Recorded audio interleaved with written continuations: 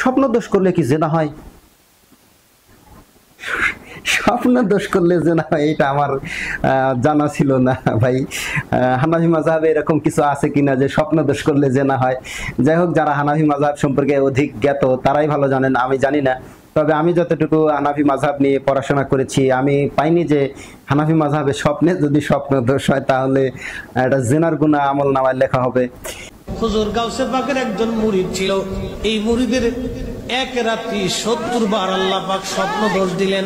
উনি চিন্তায় পড়ে গেলেন, ব্যাপার কি করে ফজরের নামাজ পড়ে আল্লাহর ওলির খেদমতে গেলেন। এই কথা হুজুর গাউসে পাকের কাছে উনি বলবেন, বলার আগে হুজুর গাউসে পাক মুস্কি হাসি দিয়ে বললেন, বাবা তোমার 70 বার স্বপ্ন দোষ হয়েছে, এর হাকিকত জানার জন্যই তো তুমি আমার কাছে আসছো। আমার ঘটনা ঘটেছে স্বপ্নে, আমি ছাড়া আল্লাহ ছাড়া কেউ জানে না, আপনি কেমনে বলে দিলেন? হুজুর গাউসে পাক ডাক ডাকে, বাবা একদিন মুরাকাবা মুহাসাবার মধ্যে আমি বসে গেছি। মুরাকাবা করতে করতে আমি লৌহে মাহফুজের পৃষ্ঠা উল্টাইতে লাগলাম। লৌহে মাহফুজের পৃষ্ঠা উল্টাই দেখি তোমার তকদিরের পৃষ্ঠার মধ্যে ঢুকে দেখি তুমি 70 বার জানা করে তুমি জাহান্নামে চলে যাবা। আমি আল্লাহর কাছে দরখাস্ত পেশ করলাম। আল্লাহ পাক ডাক দিয়ে বলেন, হে মহিউদ্দিন যাও, আমি আল্লাহ কবুল করে নিলাম তোমার দোয়া।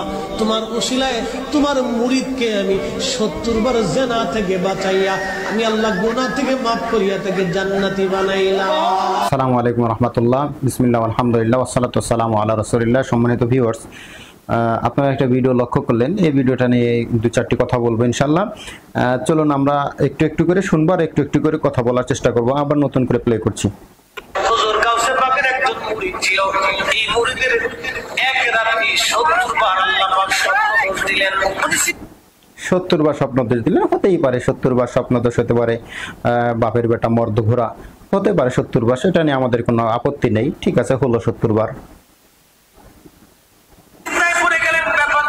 ফজরের নামাজ পড়ে আল্লাহর ওলির খেদমতে গেলেন। এই কথা হুজুর গাউসে পাকের কাছে উনি বলবেন, বলার আগে হুজুর গাউসে পাক মুস্কি হাসি দিয়ে বললেন, বাবা তোমার 70 বার স্বপ্ন দোষ হয়েছে, এর হাকিকত জানার জন্য। সম্মানিত ভিউয়ার্স, প্রথমে এখানে তিনি গাউসে পাক কথাটা বললেন। গাউস শব্দটা যদিও বেশ আপত্তি আছে, মানুষের ক্ষেত্রে এটা বলা উচিত নয়। গাউস শব্দের অর্থ হলো সাহায্যকারী। সাহায্য কে করবেন? আল্লাহ তাআলা সাহায্য করবেন। তো যাই হোক, এটা নিয়ে আমাদের কথা নয়। তো এখানে আমরা যেটা বলতে চাচ্ছি যে উনি একজন পীর সাহেবের কাছে গেলেন, যাকে তারা গাউসে পাক হিসাবে চেনেন। তো এই পীর সাহেবের কাছে যাওয়ার সাথে সাথে পীর সাহেব বুঝতে পারলেন যে মুরিদ কি কারণে আসছে। মুরিদ যে 70 বার স্বপ্ন দোষ হয়েছে, এটার হাকিকত জানার জন্য আসছে। এটা পীর সাহেবের কাছে বলার আগেই পীর সাহেব বুঝে ফেলেছেন যে রাতে কি ঘটনাটা ঘটেছে। তো এই যে পীর সাহেব জানলো, এটা কিন্তু গায়েবের খবর, যেটা আল্লাহ ছাড়া আর কেউ জানে না। যেই 70 বার স্বপ্ন দোষ হয়েছে এটা একমাত্র উনি জানে আর আল্লাহই জানেন। আর তৃতীয় আরেকজন ব্যক্তি জানলো, সে হলো এই পীর সাহেব। এই যে পীর সাহেব জানলো, এটাকে বলা হয় গায়েবের খবর জাননেওয়ালা। তো গায়েবের খবর একমাত্র আল্লাহ তাআলাই জানেন। প্রথমত এই ঘটনাটা সম্পূর্ণটাই মিথ্যা, বানোয়াট, একদম বানোয়াট। আল্লাহ তাআলা কেবলমাত্র আলিমুল গায়ব, তিনি ব্যতীত আর কেউ জানে না। কিন্তু এখানে আরেকজন পীর সাহেব আছে যিনি মুরিদের অন্তরের খবর জানেন। এই যে মুরিদের অন্তরের খবর জানা, এটা হলো শিরকি আকীদা। কেননা অন্তরের খবর কেবলমাত্র আল্লাহ তাআলা জানেন। আল্লাহ তাআলা বলছেন, ইন্নাল্লাহা আলিমুম বিযাতিস সুদূর, তিনি মানুষের অন্তরের খবর জানেন। তো আল্লাহ তাআলা ব্যতীত আর কেউ অন্তরের খবর জানে না। মুরিদের অন্তরের খবর ইনি কিন্তু পীর সাহেব জেনে গেল। তার মানে এটা একটা আকীদাগত শিরক এবং আকীদাগত একটা বিভ্রান্ত তিনি ছড়াচ্ছেন এই বক্তব্যের মাধ্যমে। আমরা আরেকটু সামনে দেখি আর কি বলে। তুমি আমার কাছে আসছো, আমার ঘটনা ঘটেছে স্বপ্নে, আমি ছাড়া আল্লাহ ছাড়া কেউ জানে না, আপনি কেমনে বলে দিলেন? হুজুর গাউসে পাক ডাক ডাকে, বাবা কেরামতি বুঝাচ্ছে। মুহাসাবার মধ্যে আমি বসে গেছি। মুরাকাবা করতে করতে আমি লৌহে মাহফুজের পৃষ্ঠা উল্টাইতে লাগলাম। মোরাকাবায় বসছে। এই যে মোরাকাবা শব্দটা, এটা ধ্যান শব্দটা, এটা ইসলামের সাথে যায় না। মোরাকাবা বলতে ইসলামে কোনো শব্দ নেই, এটা ফকিরি সন্ন্যাসীদের, হিন্দুদের ধর্মে এটা রয়েছে। এটা ইসলামে কোনো মোরাকাবা শব্দ বলতে কোনো কিছু নেই। এরপরে মোরাকাবা আবার ধ্যানে বসলো। ধ্যানে বসে তিনি চলে যাবেন কোথায়? চোখ বন্ধ করে চলে যাবেন, একেবারে লৌহে মাহফুজে গিয়ে যাবেন। দেখুন, পৃষ্ঠার মধ্যে ঢুকে দেখি তুমি 70 বার জানা করে তুমি জাহান্নামে চলে যাবা।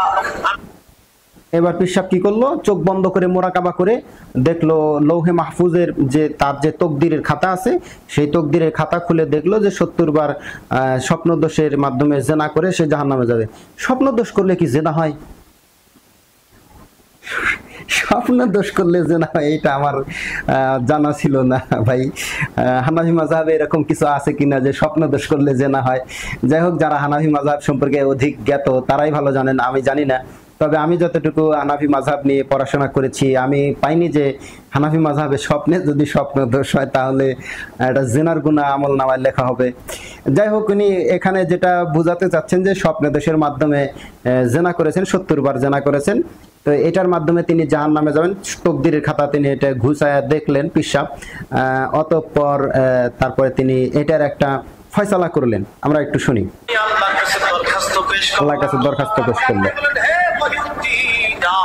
আমি আল্লাহ কবুল করে নিলাম তোমার দোয়া, তোমার ওসিলায় তোমার মুরিদকে আমি 70 বার জিনা থেকে বাঁচাইয়া আমি আল্লাহ গুনাহ থেকে মাফ করিয়া তাকে জান্নাতি বানাইলাম। এখানে বোঝাতে চাচ্ছে যে পিশাব তার ক্ষমতার বলে তার ওই জেনার গুনাহটাকে ক্ষমা করায় নিয়ে তাকে জান্নাতে পৌঁছানোর একটা ব্যবস্থা করে দিল।